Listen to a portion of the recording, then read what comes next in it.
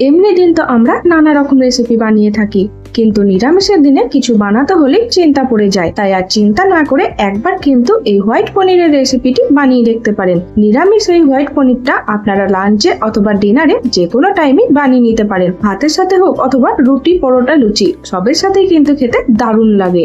এই হোয়াইট পনিরটা খেতে হবে একদম নরম তুলতুলে, মুখে দিলেই দেখবেন মিলিয়ে যাচ্ছে।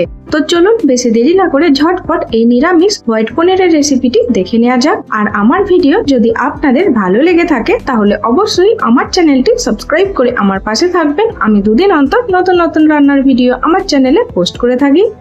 প্রথমে একটা বড় বোলের মধ্যে নিয়ে নিলাম প্রায় 8 থেকে 9টা মতো কাজু, 1.5 চামচ মতো সাদা সর্ষে। আমি এখানে সাদা সর্ষে ব্যবহার করেছি, কালো সর্ষে ব্যবহার করলে একটু তেতো হতে পারে, তাই আপনারা চেষ্টা করবেন সাদা সর্ষেটাই ব্যবহার করার। আর দিলাম 1 চামচ মতো পোস্ত ও 1 চামচ মতো সাদা তিল। অল্প একটু গরম জল দিয়ে এগুলো আমি 5 মিনিটের জন্য ভিজতে দেব। গরম জল দেওয়ার ফলে কিন্তু মশলাগুলো তাড়াতাড়ি ভিজে যাবে, তাই আমি এখানে গরম জল ব্যবহার করেছি। হোয়াইট পনির বানাবার জন্য আমি এখানে প্রায় 200 গ্রাম মতো পনির নিয়েছি। পনিরটা আমি ছুরির সাহায্যে কেটে চৌকো পিস বার করে নিচ্ছি। আমি কিন্তু পনিরের পিসগুলো খুব বেশি ছোট আবার খুব বেশি বড় করিনি, একটু মাঝারি ধরনের রেখেছি। আপনারা নিজেদের পছন্দ মতো পনিরের শেপগুলো কিন্তু ছোট বড় করে নিতে পারেন। এই হোয়াইট পনিরটা বানাবার জন্য চেষ্টা করবেন একদম ফ্রেশ আর নরম তুলতুলে পনির ব্যবহার করার। ফ্রেশ পনির দিয়ে পনিরের যে কোনো রেসিপি বানালে কিন্তু টেস্ট অনেক গুণ বেড়ে যাবে।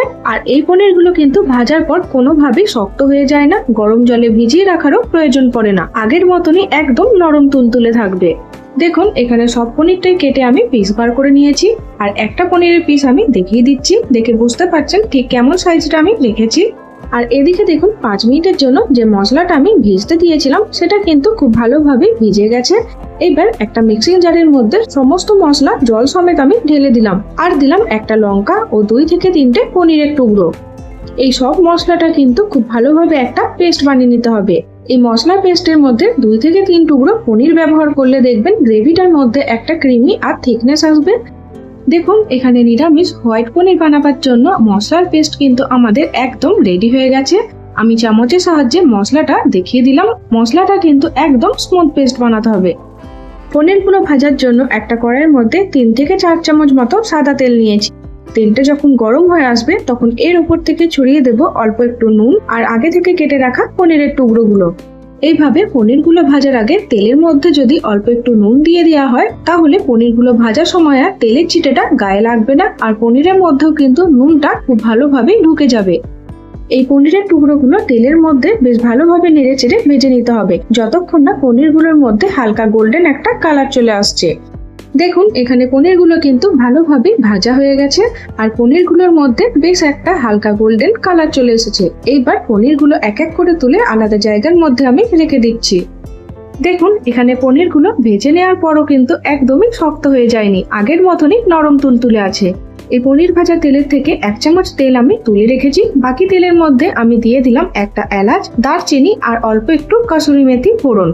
ফোড়নটা তেলের মধ্যে 2-4 বার নেড়ে চেড়ে নিচ্ছি যতক্ষণ না এর থেকে খুব সুন্দর একটা গন্ধ বেরিয়ে আসছে।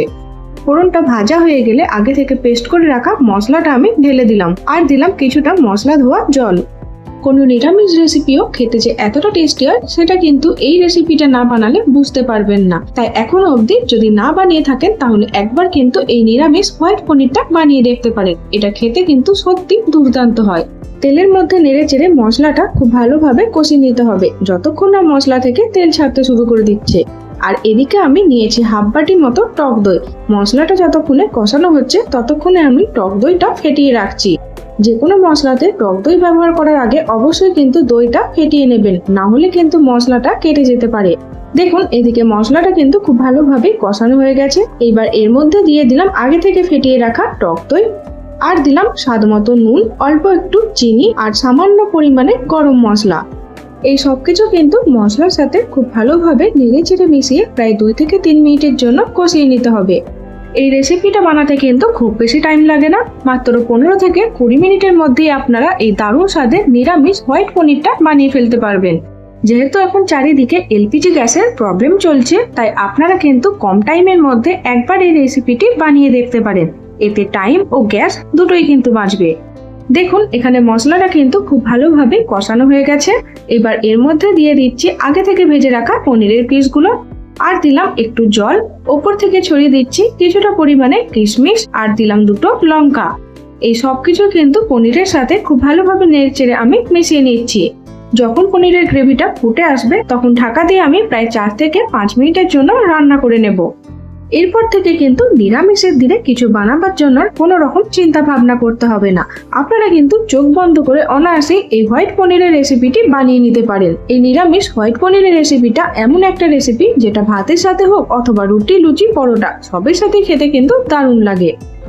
5 মিনিট পর ঢাকাটা আমি খুলে দিলাম। দেখুন আমাদের হোয়াইট পনির কিন্তু প্রায় হয়ে এসেছে। নামাবার আগে এর ওপর থেকে ছড়িয়ে দিলাম অল্প একটু ঘি।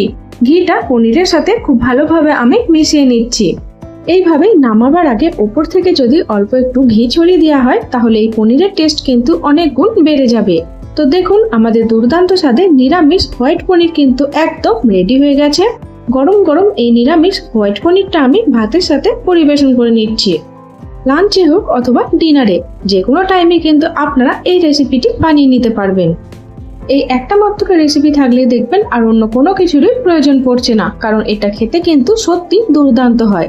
যারা পনির খেতে খুবই ভালোবাসেন তাদেরকে বলবো অবশ্যই একবার এই রেসিপিটি ঝটপট বানিয়ে দেখবেন। দেখুন একটা পনিরের টুকরো আমি হাতের মধ্যে নিয়ে দেখিয়ে দিচ্ছি। দেখে বুঝতে পারছেন কতটা নরম তুলতুলে হয়েছিল।